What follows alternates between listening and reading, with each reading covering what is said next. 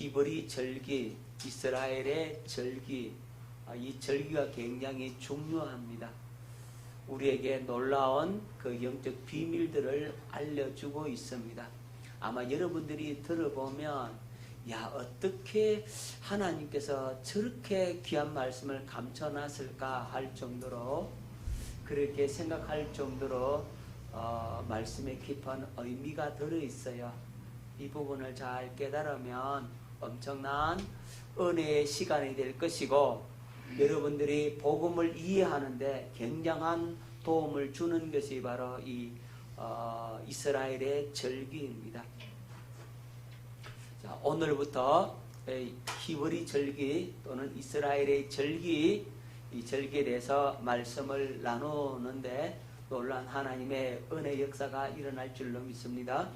사모함으로, 간절함으로 이 말씀을 받으시고 이 말씀대로 그대로 되어지는 은혜 역사가 있기를 예수 이름으로 축원합니다. 이스라엘의 절기를 가리켜서 여호와의 절기라고 불려집니다.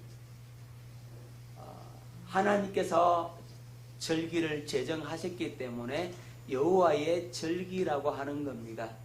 그래서 이 절기를 통해서 뭘 보여주느냐 하면 예수 그리스도의 생애를 보여주는 하나의 예표가 되는 겁니다. 여호와의 절기는 예수 그리스도를 보여주는 상징이요 모형임을 여러분들이 발견하게 될 것입니다. 자, 레위기 23장 2절 말씀을 뵙겠습니다. 이스라엘 자손에게 말하여 이르라. 이것이 나의 절기들이니 너희가 성회로 공포할 여호와의 절기들이니라. 이것이 누구의 절기라고요? 여호와의 절기. 예, 나의 절기들이니 너희가 성회로 공포할 여호와의 절기들이니라. 그러니까 하나님께서 절기를 세우셨다고. 누가 세우셨다고요? 하나님이 세우신 절기, 하나님께서 세우신 절기가 바로 여호와의 절기입니다. 자, 레위기 23장 44절에 하나님께서 이렇게 말씀하십니다. 모세는 이와 같이 여호와의 절기를 이스라엘 자손에게 공포하였더라. 여호와의 절기, 하나님께서 세우신 절기. 자, 이 하나님께서 세우신 이 절기가 누구의 생애를 보여준다고요? 예수 그리스도의 생애를 보여주는 예표가 되는 겁니다. 자, 이 절기라는 단어가 이 모에드라는 단어인데, 이 모에드라는 말은 지정하다, 고정하다, 정해진 장소다, 정해진 시간, 정해진 표시, 그런 의미가 있어요. 지정한 장소, 시간, 지정한 표시, 이걸 모에드라는 말로 표현할 수가 있는 겁니다.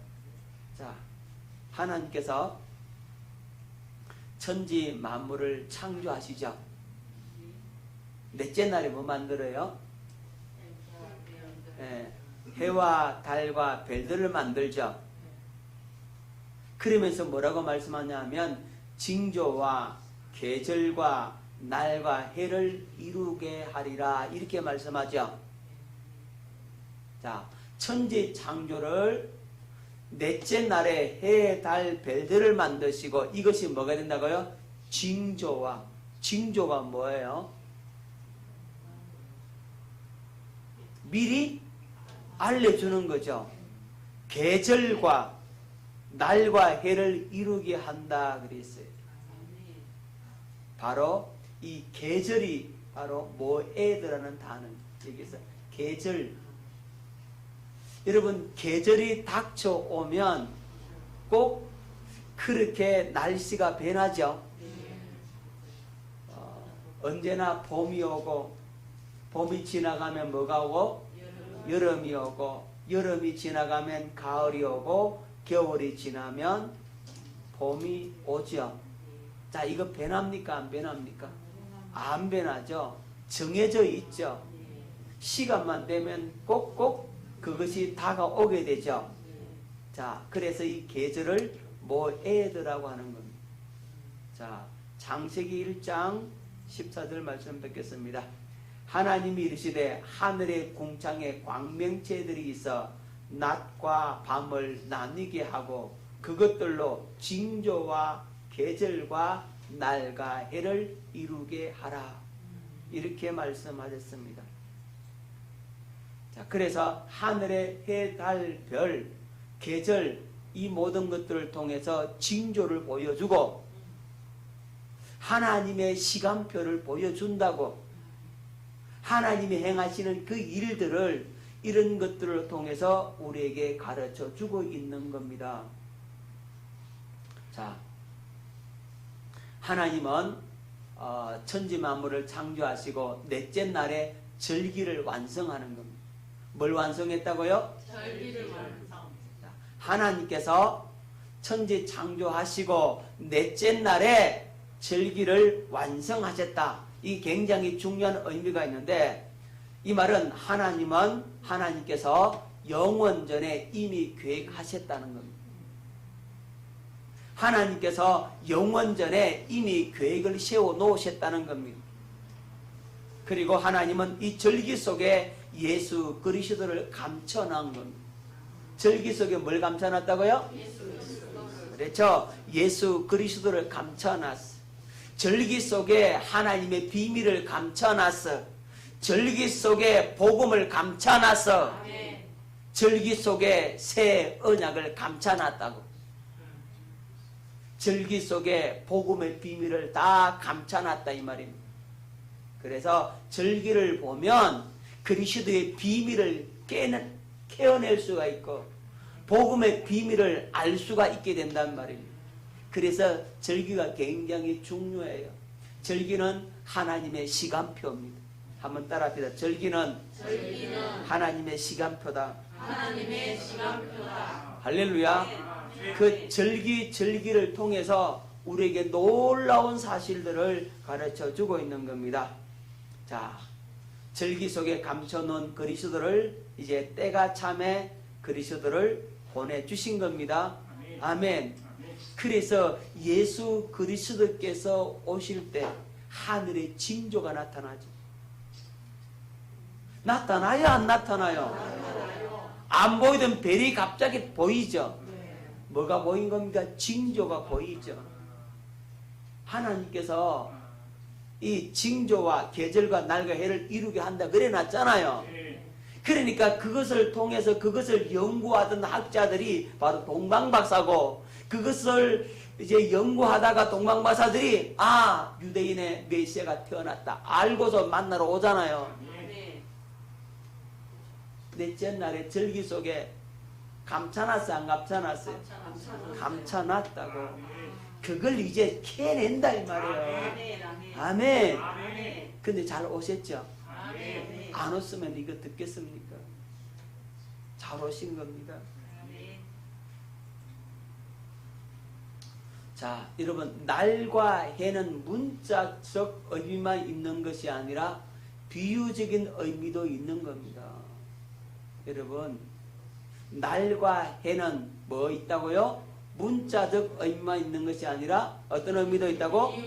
비유적인 의미도 있다는 겁니다. 이스라엘 백성들은 매일 제사를 드리라 그랬죠. 이 매일의 제사, 이거 상번제라고 하는 겁니다. 무슨 제사요? 상번제. 예, 상번제. 매일 제사를 드리라 그랬어요. 매일 하루에 2번씩 아침과 저녁에 상번제를 드리는 겁니다. 자, 이 매일의 제사는 뭘 보여주고 있느냐 하면 영원한 속죄를 상징하는 겁니다. 뭘 상징한다고요? 영원한 속죄. 예, 히브리서 9장 12절 말씀을 뵙겠습니다. 염소와 송아지의 피로 하지 아니하고 오직 자기 피로 영원한 속죄를 이루사 단번에 성소에 들어가셨느니라. 이스라엘 백성들은 매일 하나님 앞에 제사장이 상번제를 드려 양을 잡고 피를 뿌려야 돼. 매일 뿌린다고, 매일.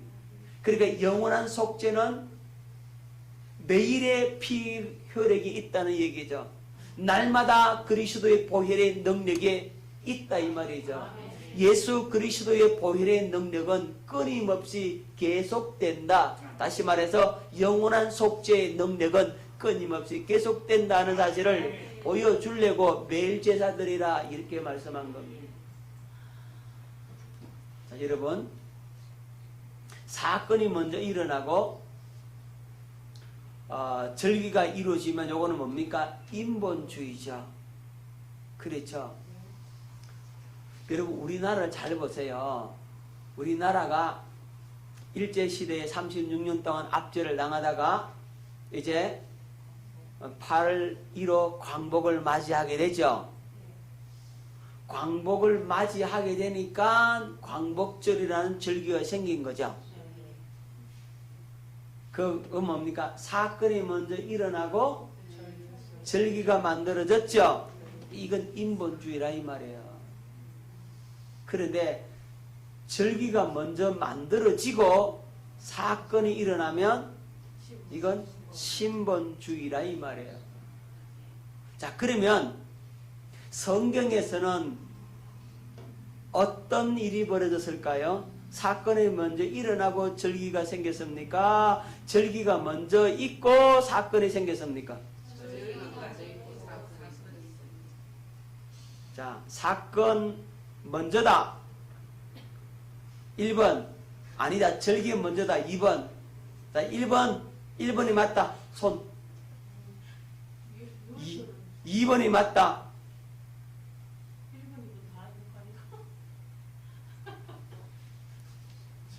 손 안 든 사람은 뭐예요? 잘 모르겠답니까? 자, 여러분, 성경에서는 항상 절기가 먼저 있고 사건이 벌어집니다. 하나님께서 먼저 말씀하시고 그 다음에 그 사건이 벌어진다. 6월절도 마찬가지입니다. 하나님께서 먼저 말씀하세요. 하나님께서 절기를 먼저 말씀하시고 그리고 그 사건이 벌어진다고. 이게 신본주의라는 말이에요. 그러니까 하나님은 사건이 일어나기 전에 먼저 절기를 명령하셨습니다. 자, 레위기 3장 1절로 2절 말씀 뵙겠습니다. 여호와께서 모세에게 말씀하여 이르시되 이스라엘 자손에게 말하여 이르라. 이것이 나의 절기들이니 너희가 성회로 공포할 여호와의 절기들이니라. 아멘. 하나님께서 모세를 통해서 먼저 절기를 먼저 말씀하세요. 너희들 6월절 이렇게 먼저 지키라 그럽니다. 나가기 전에 먼저 양 잡고 피를 뿌리고 이렇게 해라 그럽니다. 먼저 말씀을 하신다니까. 그리고 절기를 말씀하시고 절기를 지키면 그 절기들의 사건이 일어난다라고 말씀을 하고 있는 겁니다. 그래서 여호와의 절기를 먼저 공포해라. 공포하면 일어난다고. 자, 6월절도 마찬가지고 초막절도 마찬가지입니다. 출애굽기 12장 14절 너희는 이 날을 기념하여 여호와의 절기를 삼아 영원한 규례로 대대로 지킬지니라. 하나님께서 미리 말씀을 하시고 절기를 명령하시고 이제 절기를 지킬 것을 명령하시고 그 사건이 일어나게 되는 겁니다. 자, 그래서 신본주의다. 왜 신본주의가 될 수 있느냐 하면 하나님께서 어떤 분이십니까? 말씀하시고 말씀하신 대로 반드시 이루시는 분이죠. 우리가 믿는 하나님은 먼저 뭐부터 하신다? 말씀부터 하신다. 절기도 먼저 말씀하시고 사건이 일어나게 하시는 거예요. 자, 그래서 절기를 잘 살펴보면 하나님의 시간표를 우리가 알 수가 있게 되는 거죠. 자, 그러려고 이 공부하는 겁니다. 그거 알라고. 자, 구약의 절기는 복음에 대한 부분적인 상징과 비유가 들어있어요. 구약에 뭐가요? 구약의 절기가 뭐에 대한? 복음에 대한 부분적인 상징과 비유입니다. 그래서 절기를 보면 복음을 알 수가 있단 말입니다. 이스라엘은 달력이 3개입니다. 달력이 3개라고. 자, 시민력이죠, 시민력. 우리도 음력이 있고 양력이 있죠. 다르잖아요. 달력이죠. 우리는 달력을 2개 쓰는데 이스라엘은 달력을 3개를 써야 돼. 자, 먼저 시민력입니다. 이건 민력이라고 하는 겁니다. 이건 자연현상에 따른 달력이죠. 우리나라 음력하고 비슷하잖아요. 음력은 농사를 짓기 위한 달력이라고. 음력을 가지고 농사를 짓는 거예요. 자, 그래야 농사를 잘 지을 수가 있고, 제때 씨를 뿌리고, 제때 김을 메고, 제때 농사를 잘 지어서 풍년들게 할 수가 있는 겁니다. 농사 원력을 따른 것이 바로 음력이에요. 자, 종교력이 있는데 이 종교력을 성력, 거룩한 달력이라고 하는 겁니다. 자, 종교력이 있는데 이 종교력은 하나님이 정하신 달력입니다. 누가 정한 달력이라고요? 하나님이죠. 예, 하나님이 정하셨습니다. 이건 뭐냐면 출애굽이 기준입니다. 출애굽을 기준으로 해서 만든 달력이 바로 종교력입니다. 그리고 그 다음에 우리 말한 태양력. 태양력이 있죠, 그죠? 지금 우리가 쓰고 있는 이 태양력의 달력이 있어요. 자, 이 유대력과 태양력을 한번 비교를 한번 해보겠습니다. 좀 복잡한 것 같아요. 아주 간단해요. 자, 시민력은 7월입니다. 시민력의 7월이 종교력으로는 1월이에요. 무슨 말인지 아시겠습니까? 자, 이 종교력 1월을 아비월이라고 하는 겁니다. 이름 아비월. 우리는 1월을 정월이라고 하죠. 그런데 유대인들은 아비월이라고 하는 겁니다. 포로 후에는 니산월이라고 명명을 합니다. 니산월이라고 명명한다고. 자,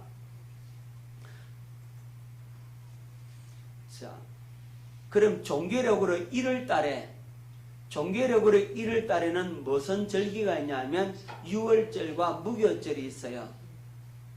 그리고 태양력으로 오면은 약 3월, 4월, 3월과 4월 사이를 가리켜서 유대인들의 1월이 되는 겁니다. 시민력으로는 7월이 되는 거예요. 자, 달력 이제 볼 줄 알겠죠? 자, 유대인의 종교력 1월이 우리나라 태양력으로 하면 3, 4월쯤 된다. 그렇게 이해를 하시면 됩니다. 아시겠죠? 2월달은 이야르라고 합니다. 그 다음에 3월은 시완. 자, 3월달에 무슨 절기가 있어요? 다른 말로? 아이고. 77절 다른 말로? 오순절 다른 말로? 맥추절. 다 했는데 자꾸 헷갈립니까? 자, 77절 다른 말로? 오순절 다른 말로?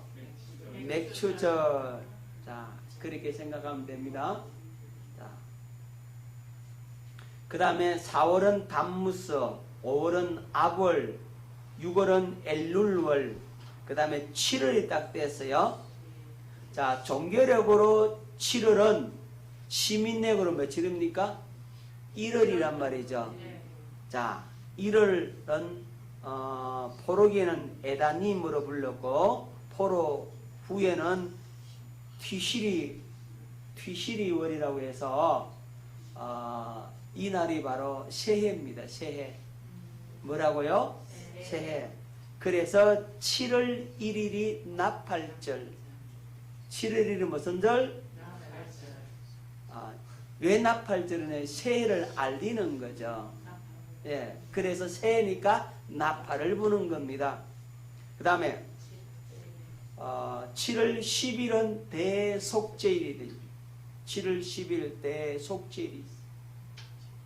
그리고 7월 달에 초막절입니다. 초막절 다른 말로 하면 장막절 또는 수장절. 자, 알아놓으십시오. 기본적으로. 자, 7월. 그 다음에 8월은 말월의 수완. 그 다음에 9월은 기설월. 10월은 데벳. 11월은 서박. 12월은 아달. 아달 생각나죠? 네네. 아달 무슨 씁니까 여기? 불임절. 아달월 13일 불임절.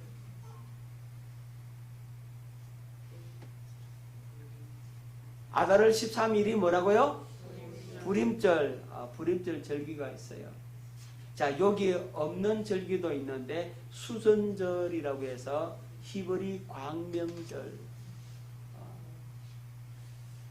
마카비 혁명이 성공해서 그래서 성전을 다시금 정결케 하고 깨끗게 하고 우상을 타파하고 성전을 새롭게 하나님 앞에 봉헌했던 절기 하누카에서 수전절이 있는 겁니다. 자, 그건 나중에 살펴보도록 하고, 자, 요 정도는 여러분들이 이해를 하고 넘어가야 합니다. 아멘. 새3교회 나오신 성도님들은 요 기본적인 이건 알아야 돼요. 아셨죠? 제가 이 말씀들을 이렇게 좀 깊게 전하고 이러면 어떤 분들이 그렇게 말씀해요. 아이고 우리가 박사 될 것도 아닌데 뭐 그렇게 잘 알 필요가 뭐 있노? 이거 공부한다고 박사 안 돼. 아시겠습니까? 근데 말은 그렇게 하더라고. 자, 여러분 그렇게 생각하지 말고 많이 배우십시오. 깨달으십시오. 자, 그러면 우리 6월절을 한번 보도록 합니다. 6월절. 자, 6월절은 언제냐면 니산월 이제 1월 14일 저녁부터 8일간 지킵니다. 자, 15일은 무슨 절기 되느냐 하면 무교절이 되는 거예요. 자, 14일은 무슨 절? 6월절. 1월 14일은 6월절, 1월 15일부터는 무교절 이렇게 되는 거예요. 자, 14일 저녁부터 시작합니다.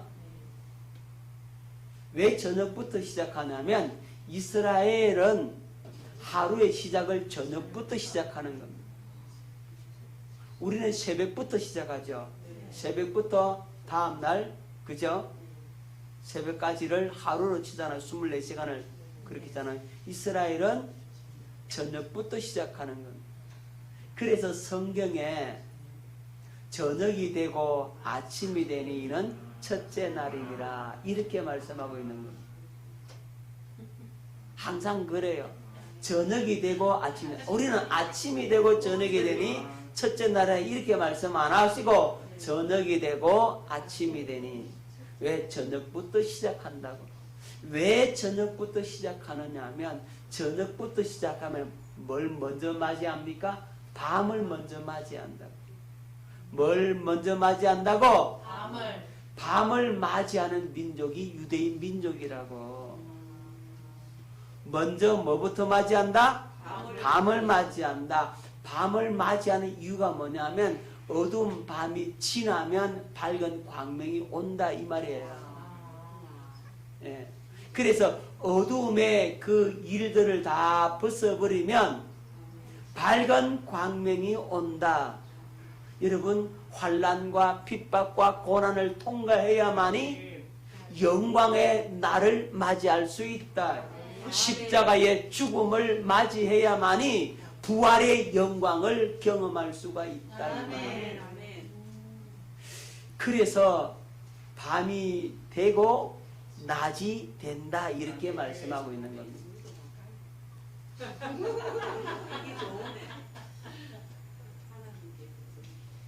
자, 그래서 이 6월절을 최고 3최를 갖고 있어요. 6월절은 무슨 최? 3최를 갖고 있어. 3최. 자, 첫 번째는 최고 가장 오래된 명절이라고.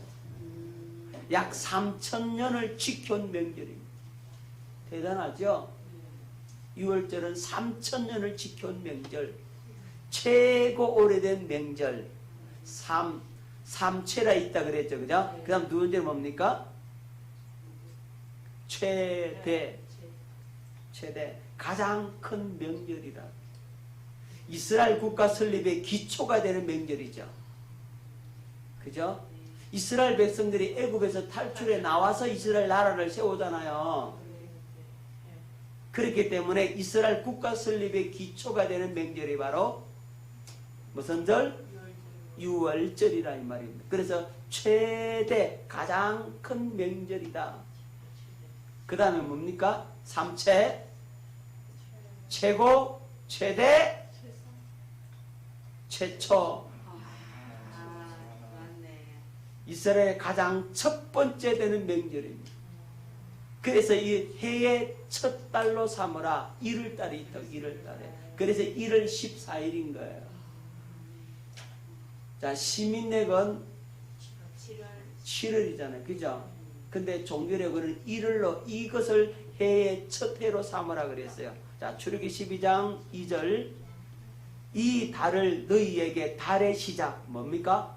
달의 시작 곧 해의 첫 달이 되게 하고 너희는 이스라엘 온 회중에게 말하여 이르라. 이달 여흘에 너희 각자가 어린 양을 잡을지니 각 가족대로 그 식구를 위하여 어린 양을 취하되 이랬어요. 자, 그러니까 6월절 양을 잡으려고 미리 준비하죠. 그죠? 14일 날이 그건데 언제 준비한다고요? 이달 여흘에 10일 되면 양을 다 준비를 해놔야 돼요. 자, 이스라엘 가장 첫 번째 되는 명절이 바로 이 6월절입니다. 그래서 삼체, 최고, 최대, 최초 이렇게 되는 겁니다. 그래서 6월절 공부를 먼저 하는 거예요. 자, 배경이 뭐냐? 배경은 여러분 잘 알고 있죠, 그죠? 이스라엘 백성들이 애굽에서 종살이 하잖아요. 그래서 하나님께서 이스라엘 백성들의 고통 소리를 들으시고 누구를 보내주십니까?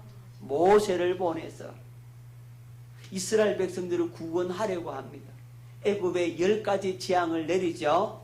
마지막 재앙이 뭡니까? 장자 죽음의 재앙이죠. 그죠? 그래서 장자 죽음의 재앙이 이제 닥치는데 이것을 피해가는 방법 딱 한 가지밖에 없어요. 뭡니까?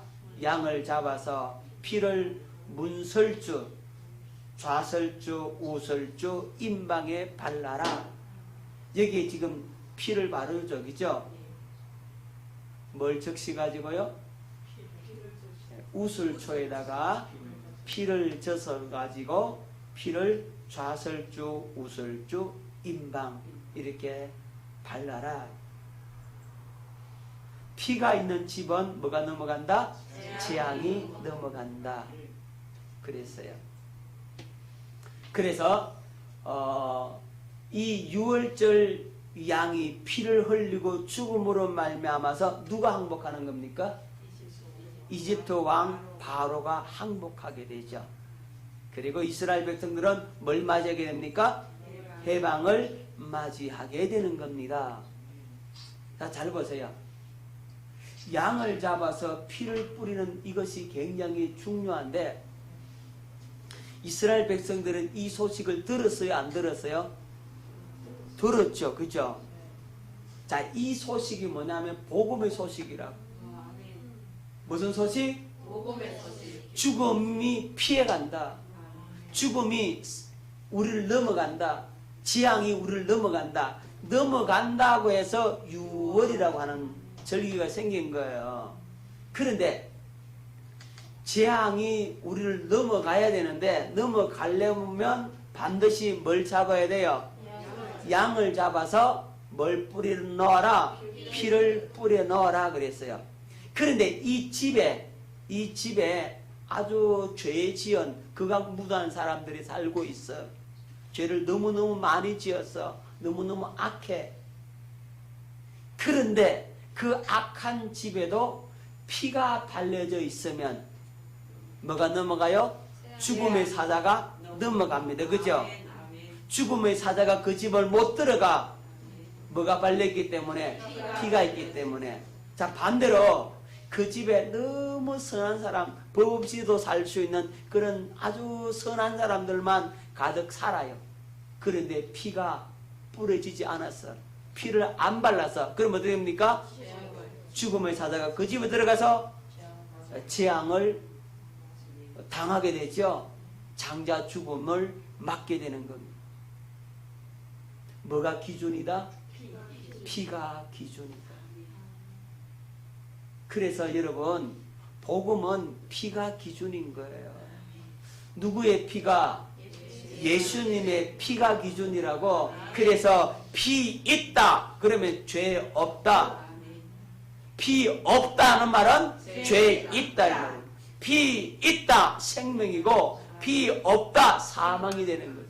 뭐가 기준이라고요? 피가 기준이 되는 겁니다. 이것을 유월절을 통해서 우리에게 가르쳐 주고 있는 겁니다. 자, 유월절의 의미를 한번 보도록 합니다. 자, 이집트, 애굽을 타락한 이 세상에 비유하자. 그렇죠? 자, 바로는요, 이 세상의 임금인 마귀죠. 이 세상 임금이 마귀다라고 했을 때 여러분들이 깨달아야 될 게 하나 있어요. 뭘 깨달아야 됩니까? 이 세상 임금이 마귀라고 했을 때 그 의미가 뭐냐 하면 이 세상의 끝으로는 마귀를 이길 수 없다는 말이에요. 세상의 끝 갖고는 뭘 못 이긴다? 마귀를 못 이긴다고. 그래서 세상 사람들은 나 누구의 종입니까? 마귀의 종, 마귀의 노예라 이 말이에요. 마귀가 시킨 대로 산다고. 마귀가 여러분을 육신 안에 딱 가두어놔. 그리고 그 육신을 마음대로 써버린다고. 마귀는 언제든지 여러분을 어디에 가둬놓는다고? 육신 안에 가두어놓고 여러분들을 공격을 하는 겁니다. 그래서 어디로 끌고 간다고? 사망으로 끌고 가는 겁니다. 자, 여러분, 애굽에서, 이집트에서 바로를 이길 수 있는 사람 있어요? 없죠. 그 누구도 바로를 이길 수 없다고. 애굽 땅에는 바로가 왕이에요. 그죠? 왕을 아무도 못 이긴다고. 마찬가지입니다. 세상 임금이 마귀라고 했을 때 세상에 속한 것을 갖고는 마귀를 못 이긴다고. 그래서 당한다고. 짓밟히고 빼앗기고 유린당하고 고통 속에 살게 되죠. 자, 그런 세상에 살고 있었습니다. 이스라엘 백성들은 어떤 삶을 살았습니까? 엄청난 고통 속에 살죠. 그죠? 왜 있죠? 바로의 종이 됐기 때문에. 그렇죠. 바로가 왕이니까 왕이 시키는 대로 살아야 된다고. 그래서 그들은 눈만 뜨면 뭐합니까? 헉 이기고 백돌 굽고 여러 가지 농사 일을 해야 되고. 그죠? 자, 요 정도만 해도 그래도 좀 견딜만 하잖아. 그렇잖아요. 그런데 더 견디기 힘든 고통이 뭐냐면 아들 낳으면 죽여라. 아들 낳으면 어디에 던져 죽으라? 나일강에 던져 죽여라. 이랬다 이 말이에요. 하는 일들 다 엄해요. 그래서 이 뭐냐면 죄 아래 마귀의 종으로 사람들의 비참함을 여기에서 보여주고 있는 겁니다. 이를 한번 생각해 보라고. 여러분들 시집가고 장가 갔는데 애를 낳았는데 그 애, 내가 낳은 그 핏덩이 알을 어디에 던져야 된다? 강물에 던져야 된다라고 하는 그 현실, 얼마나 가슴 아프겠네. 예, 상상할 수 없는 일이잖아요. 그렇잖아요. 차라리 날 죽여라 그러잖아요. 그죠? 부모들은 그러잖아요. 하지만 그 엄하기 때문에 그럴 수 없는 거죠. 그럼 다 죽는데. 다 죽는데 어쩔 수가 없는 거죠. 여러분, 사람이 극도의 어려움 속에 들어가면 어떻게 생각해요? 현실적인 선택을 하게 돼 있다니. 어떤 선택한다고요? 현실적인 선택합니다. 예를 들어 볼게요. 여러분, 어머니가 아이 셋을 키우고 있는데 한 아이가 물에 빠졌어요. 물에 빠져 죽어가 막 물에 떠내려가고 있어. 그럼 어떡하겠습니까? 엄마가 그 위에 형부가 야, 쟤 빠져서 빨리 건져오나 그러겠어요? 예?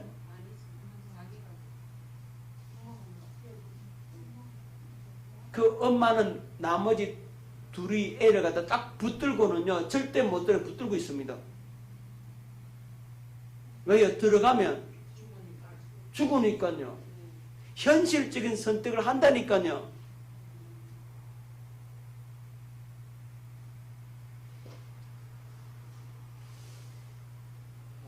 지금 애굽의 상황이 바로 그렇다 이 말이에요.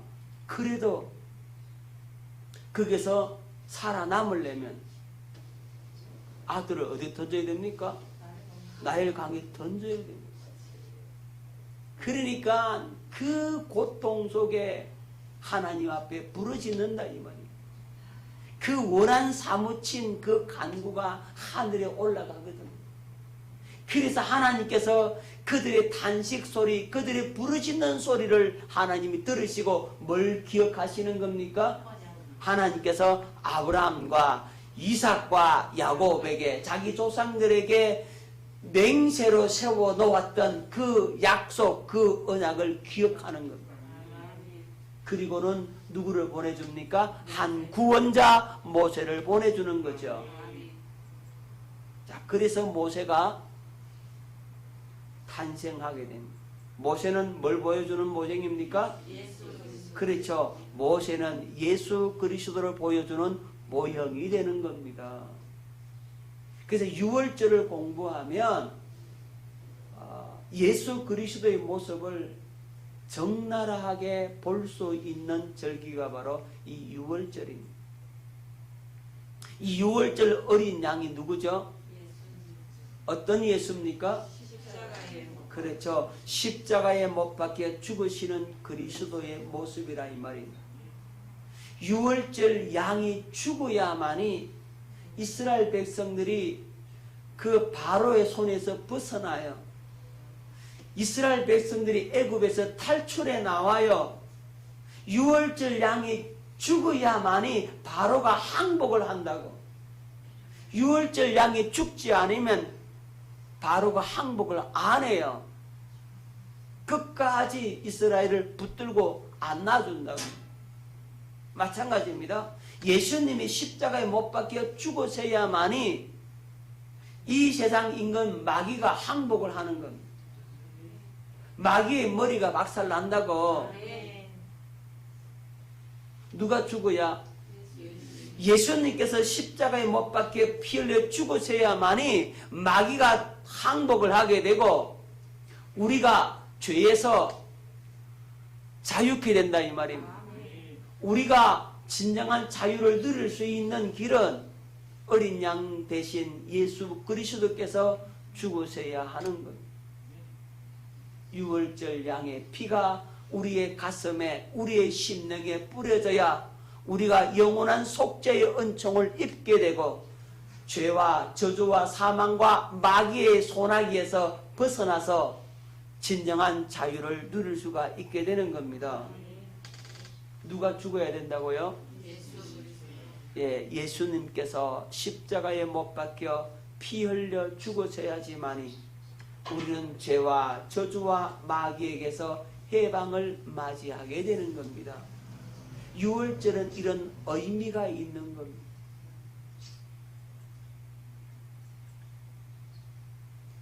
자, 6월절에 문설주에 뭘 바르나요? 피를 바르죠. 이 문설주에 뿌려진 피는 어떤 피라고요? 예, 누구의 마음에? 오늘 우리의 마음에 뿌려진 그리스도의 피입니다. 여러분, 악인이 피 있으면 어떻게 된다고요? 의인이라고 할지라도 피가 없으면 사망이라고 해요. 뭐가 기준이라고요? 예, 피가 기준입니다. 피가 있으면 재앙이 떠나가는 겁니다. 우리의 행실과 상관없어. 우리의 행위와 상관없어. 구원받는 데는 우리의 행위가 아무 상관이 없다고. 오직 피만 있으면 된다고. 할렐루야. 피가 기준이라는 말입니다. 불신자는 아무리 도덕적으로 윤리적으로 착해도 멸망을 받는 겁니다. 왜 멸망받죠? 피가 없기 때문에 그렇다고. 아무리 악한 사람이라 할지라도 피만 있으면 구원을 얻게 된다. 뭐가 기준이다? 피가 기준이다. 그리고 6월절이 매해의 첫 달이 되게 하라 이랬어요. 아까 봤죠? 6월절이 매해의 첫 달이 되게 하라. 그러니까 6월절이 바로 1월달에 있게 하라 이 말이죠. 그죠?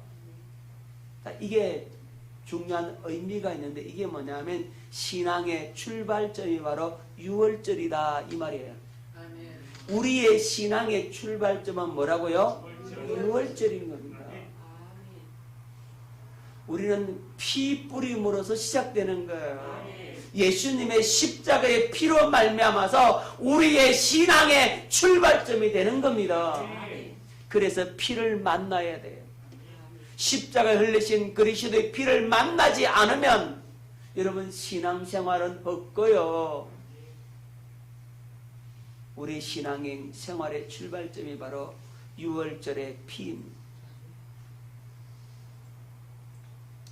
그래서 6월절은 구원의 감격의 최고의 절정을 경험하는 거예요.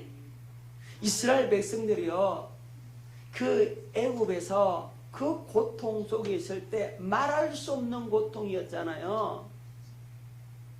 그 아째 눈만 뜨면요, 이겨야 되고, 백들 굽어야 되고, 그죠?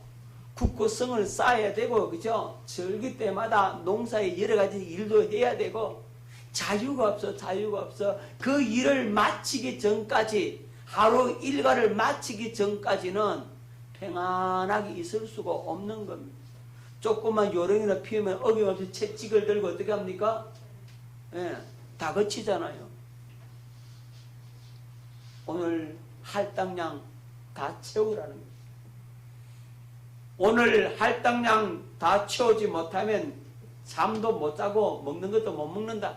이런 식이라 이 말이에요. 거기에서 그들이 해방을 맞이했다라고 했을 때 그 감격과 기쁨은 말로 다 할 수 없는 겁니다. 자, 실감이 잘 안 나죠, 그죠? 여러분, 일제시대에 36년 동안 우리 민족이 그 일제 치하의 고통 속에 있다가 해방되는 날, 8.15 광복을 맞이하는 날, 온 국민들이 문을 박차고 나가서 태극기를 흔들며 난리 났잖아요. 대한독립 만세라고. 저는 잘 몰라요. 우리는 그 세대를 경험하지 못했기 때문에. 그런데 우리의 어머니의 세대들은 그 일제 치하를 경험했고 6.25를 경험했잖아요. 그 비참한 상황을 너무너무 잘 아는 겁니다. 여러분, 옛날에 어른들은요, 아이가 울면 야야 호랑이 와서 너 잡아간대, 호랑이 온다 이랬어요. 옛날 어른들은. 그런데요, 우리 세대는, 그러니까 베이비 부모 세대, 베이비 부모 세대들은 어떤 소리를 듣고 자라느냐 하면 아이가 울면 야 순사 잡아간대 울지 마라. 순사 잡아간다 그랬어요. 그러면 순사 잡아간다는 그 소리에 애가 울음을 뚝 그치는 거예요. 얼마나 일본 순사가 무서운지. 일본 순사가요 칼을 탁 차고 제복을 입고 탁탁 걸어가다가는요 마음에 안 들면 칼을 뽑아서 그 자리에 사람 죽이는 겁니다. 주재소에 한번 끌려가면 사람 병신되어 나옵니다.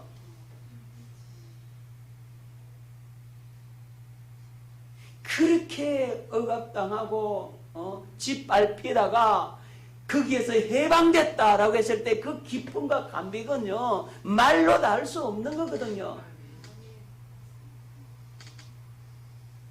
바로 유월절이 바로 그런 겁니다. 유월절은 바로 구원의 감격의 최고의 절정이 바로 유월절이라 이 말입니다. 그리고 기쁨과 소망과 즐거움의 절정입니다. 그냥 막 뛰고 춤추고 난리 난 겁니다. 마귀의 억압과 짓밟힘에서 해방된 그 기쁨과 감격을 가지게 되는 겁니다. 그리고 육적, 혼적, 영적 부유의 절정이 바로 유월절이란 말입니다. 여러분 우리 신앙의 유월절을 경험해야 돼요. 이거 경험하지 못하면 진정한 신앙인이 될 수가 없습니다. 반드시 경험해야 됩니다. 하나님의 사랑과 은혜의 최고의 절정이 우리 신앙의 출발점이 되는 겁니다. 할렐루야. 유월절을 경험해야 돼요. 십자가의 그 사랑과 그 은혜를 가슴으로 영혼으로 체험해야 돼요. 내가 마귀의 소나기에서 해방되었다. 내 죄 사함 받았다. 라고 하는 이 기쁨과 감격이 있어야 된다. 그것의 최고의 절정이 뭐라고요? 유월절이라는 거죠. 우리 신앙의 유월절을 맞이할 수 있기를 예수 이름으로 축원합니다.